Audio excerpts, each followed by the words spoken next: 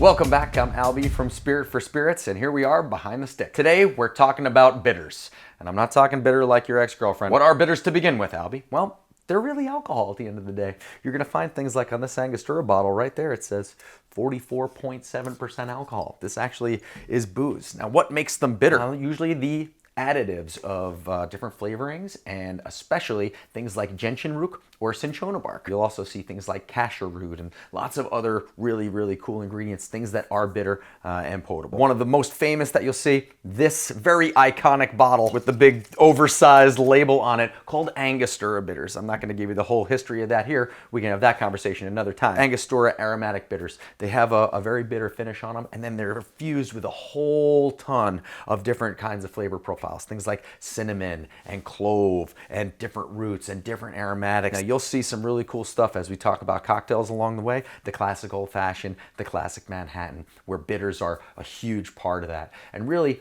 bitters at the end of the day help us do one big thing: keep balance in our cocktail. Bitters are the last piece of fleshing out the palate on the tongue of this cocktail, right? We have a sweetness in the front, we have sours on the sides, and we have a bitterness in the back. Not that our tongues don't taste everything everywhere, but that's our real major sensitive places for that. And the bitters help really flesh out that full cocktail. The next classic one after the Angostura, boom, right here at Peychaud's. Peychaud's bitters come from New Orleans originally, and they're super different than the dark, rich bitterness of Angostura. They still have a bitter base, but a much fruitier center. You can see by this really luscious red color that they've got something different going on in them. I do challenge you all to taste those, taste the difference, and see what things you think they might pair better with. Some of my others to really help flesh out the whole bar, I love using whiskey barrel bitters. As we've talked about in some of the whiskey episodes, the whiskey barrels themselves have a real flavor profile of baking spices and brown sugars and vanillas. The next thing you'll see on my list here are orange bitters.